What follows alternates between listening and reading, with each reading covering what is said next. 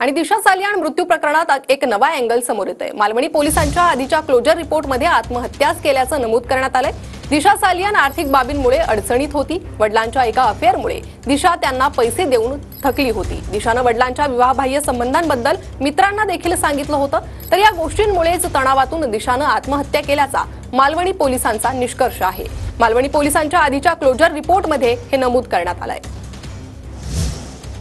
तर दिशा सालियान मृत्यू प्रकरणात एक नवा अँगल समोर येतोय। दिशाची आत्महत्याच असल्याचं अहवालातून समोर आलेलं आहे, तर आधीच्या क्लोजर रिपोर्टमध्ये हा उल्लेख असल्याचं कळतंय।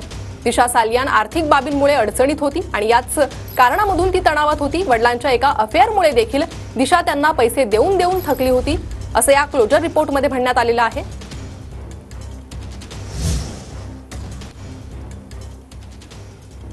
तर दिशा सालियानची आत्महत्या मालवणी पोलिसांच्या क्लोजर रिपोर्टमध्ये नेमकं काय आहे ते आपण मुद्दे पाहूया। एक नवा अँगल समोर आलेला आहे। आर्थिक बाबींमुळे दिशा अडचणीत होती। वडिलांच्या अफेअरमुळे त्यांना पैसे देऊन ती थकली होती। वडिलांच्या विवाहबाह्य संबंधांबद्दल आणि त्यांना द्याव्या लागणाऱ्या पैशांबद्दल दिशानं मित्रांना सांगितलं होतं। दिशाचा प्रियकर रोहन राय, मित्रमैत्रिणी आणि आई वडिलांचा जबाब मालवणी पोलिसांनी नोंदवला होता। प्रोजेक्टमध्ये झालेलं नुकसान आणि वडिलांच्या अफेअरमुळे दिशा तणावात होती।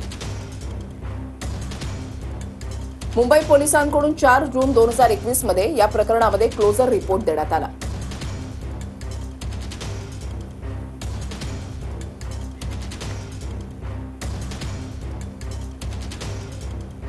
सर, दिशा सालियानच्या प्रकरणामध्ये अशी माहिती समोर आली की वडिलांना पैशाची कंचन भासत होती, म्हणून दिशा सालियानकडे ते पैसे मागत होते। आदित्य ठाकरेंवरती जो आपण आरोप करतोय तो कुठेतरी बिनबुडाचा आहे असं दिसतंय। मला यातली पूर्ण माहिती नाही। न्यायिक प्रकरणामध्ये मी बोलत नाही। सर, पण भाजपकडनं जास्तीत जास्त आरोप केला जातोय की जेणेकरून ह्याच्यामध्ये जबाबदार जो आहे ते त्याच्यावरती कारवाई होणं गरजेचं आहे, पण आताच प्रश्न पुढे आलाय की वडिलांनाच चंचण भासत होते। मला याच्यात काही माहिती नाही आणि न्यायिक प्रकरणामध्ये मी बोलत नाही।